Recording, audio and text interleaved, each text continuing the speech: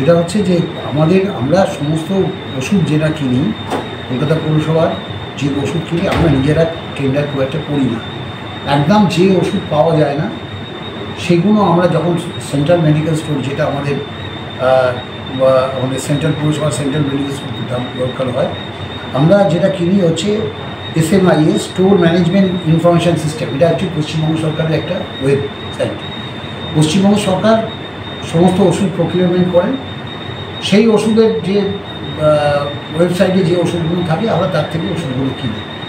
সর্বতই কেন্দ্রীয় পশ্চিমবঙ্গ সরকার এই যে স্টোর ম্যানেজমেন্ট ইনফরমেশান সিস্টেম, এই সিস্টেমেতে আপলোড করেন। পশ্চিমবঙ্গ সরকার টেন্ডার করে যে সমস্ত ওষুধ কেনেন, তার কেনার পর তার যে সমস্ত ল্যাবরেটরি টেস্ট হয়, তার গুণগুণ মান সম্বন্ধ সবটাই পশ্চিমবঙ্গ করেন। করে তারপর আমাদের স্টোর ম্যানেজমেন্ট ইনফরমেশান সিস্টেমে ওটা আপলোড করেন।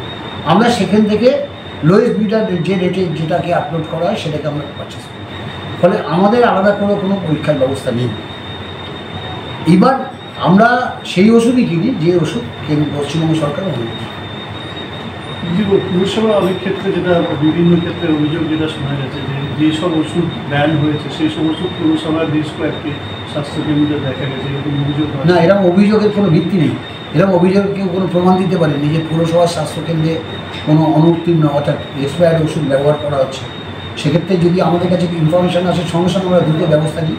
কারণ বারবার আমাদের প্রতি সপ্তাহে আমাদের যে সেন্ট্রাল মেডিকেল স্টোর আছে, সেন্ট্রাল মেডিকেল স্টোরে প্রতি বড় যারা এক্সিকিউটিভ হেলথ অফিসার, তারা প্রত্যেক ওয়ার্ডের যিনি মেডিকেল অফিসার তার কাছ থেকে ইনফরমেশান আসে। সেই ইনফরমেশানগুলো উনি পাঠানো হচ্ছে সেন্ট্রাল মেডিকেল স্টোরে। এখন তো অনলাইন সিস্টেম হয়ে গেছে, সব ফাইলে যায় এবং সেখানে অনুযায়ী যার যেরকম রিকুইজিশন সেই ওষুধ যায়।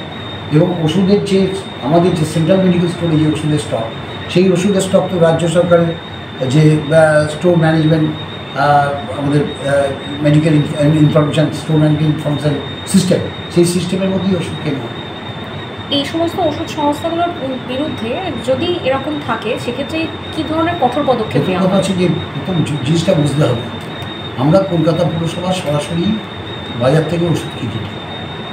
একদম যে ওষুধ পাওয়া যায় না আমাদের বলা আছে, যদি একদম এই স্টোর ম্যানেজমেন্ট ইনফরমেশান সিস্টেম যদি না পাওয়া যায়, SMIS, ঠিক আছে, এখানে যদি না পাওয়া যায় তখন আমরা সেন্ট্রাল মেডিকেল স্টোরে দেখব, অর্থাৎ সেন্ট্রাল গভর্নমেন্টের যে মেডিকেল স্টোর আছে সেখানে দেখব।